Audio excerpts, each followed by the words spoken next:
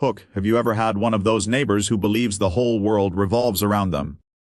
The kind who thinks rules only apply to everyone else, but not them. Well, that was my life when I bought my first Tesla in a quiet suburban neighborhood. What started as an exciting new chapter, installing my own home charger, finally embracing clean energy, turned into a war I never saw coming. Why? Because my neighbor, let's call her Karen, demanded free access to my charger, and when I refused, she didn't just throw tantrums. She tried to take matters into her own hands. But what happened next? Let's just say, she ended up frying her own luxury car, and in that moment, the truth about entitlement, respect, and community came crashing down in sparks. Literally. Stick with me, because this story is more than just about a charger. It's about standing your ground when someone tries to walk all over you. When I first moved into the neighborhood, I thought I had landed in paradise. Quiet cul-de-sacs, kids riding bikes safely, and neighbors waving from their perfectly trimmed lawns. I was the new guy, a young professional who had saved for years to finally buy a Tesla Model Y. To me, it wasn't just a car. It was a milestone. My dad used to work double shifts at an auto shop, and he always told me, "Son, when you can afford a car that doesn't guzzle gas, you'll know you've made it." So when I hired an electrician to install a sleek wall-mounted charger on the side of my garage, it felt like a badge of honor. I was proud. But apparently, pride paints a target. Enter Karen. She lived 2 doors down, drove a shiny Lexus hybrid, and had the kind of presence you couldn't ignore even if you wanted to. Perfectly coiffed hair, oversized sunglasses, and an attitude that screamed, "I run this HOA." At first, it was small talk. She came over one morning, lad in hand, and said, "Oh, so you're the one with the spaceship car. Cute, must be nice to waste money on things that don't make sense." I laughed politely, brushed it off, and thought nothing more of it. But a week later, she was back. Only this time, she wasn't joking. "Hey," she said, standing in my driveway as I unplugged my car.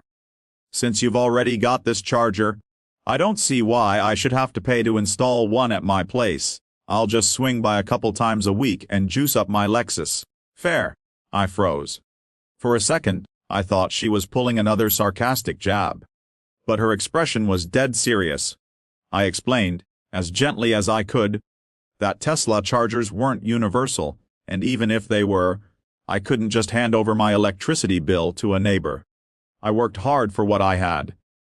Her face twisted, and that's when I saw it. The entitlement. "Oh please," she scoffed. "We're part of the same community. Sharing is caring. Besides, as HOA president, I could make things very difficult for you if you decide to be selfish." That was the moment the spark ignited. I knew this wasn't just about a charger. It was about boundaries. And I had just learned that Karen didn't believe in any. The next few weeks were hell. She started with passive-aggressive notes on my mailbox. "Neighbors should support each other. Electricity isn't that expensive."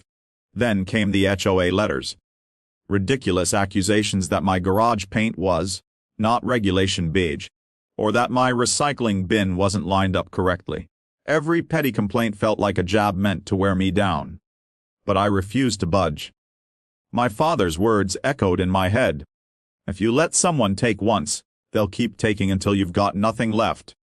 One evening, I came home late from work, tired, only to find Karen standing in my driveway again. Except this time, her Lexus was backed right up to my garage. She was holding some off-brand adapter, fumbling with my Tesla charger like she had every right in the world. "What the hell are you doing?" I demanded. She jumped but then smirked. "I told you, if you won't share, I'll help myself." "Don't be dramatic. It's just electricity." "But electricity isn't anything," and what happened next proved it. I wish I could say I calmly resolved things right there, but before I could even stop her, she shoved the adapter into her Lexus charging port. Sparks snapped, a loud pop echoed, and then silence. Then came the smell. Burning plastic. Her Lexus's dashboard lit up like a Christmas tree before everything went dark. Completely fried. I stood frozen, my heart pounding. She yanked the cable out, her face pale. "Oh my God, what did you do to my car?" she shrieked, spinning the blame instantly. I couldn't help it. I laughed, half in shock, half in disbelief. "What did I do?" "Karen, you literally forced my Tesla charger into your Lexus like it was a toy outlet. You fried your own car." But she didn't want logic. She wanted a scapegoat. The next morning, the HOA sent me an official notice claiming I was responsible for damaging community property. Apparently, she had convinced them that her Lexus was used for neighborhood patrols, and that my refusal to cooperate had endangered her. I was furious. But more than that, I was tired. I knew if I didn't fight this, she'd steamroll me into the ground. So, I gathered every shred of evidence, the security camera footage of her trespassing, the time-stamped clips showing her plugging into my charger, and even the electrician's note about incompatibility. At the next HOA meeting, Karen strutted in with her usual superiority, demanding compensation for her car repairs. But when I stood up and played the footage on the big screen, the entire room went silent. The sparks, the panic, her face. It was all there. Clear as day. Her power crumbled in that instant. Neighbors who once whispered about me started whispering about her. Some even applauded when the board announced she would not only lose her HOA presidency, but also be fined for trespassing and property tampering. Karen stormed out, muttering about lawsuits, but deep down, we all knew her reign was over.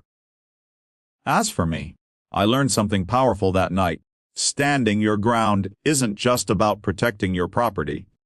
It's about protecting your dignity. Boundaries matter. And sometimes, when you hold firm, the universe delivers the justice for you. Every time I plug in my Tesla now, I smile. Not because I won, but because I refuse to let entitlement steal my peace.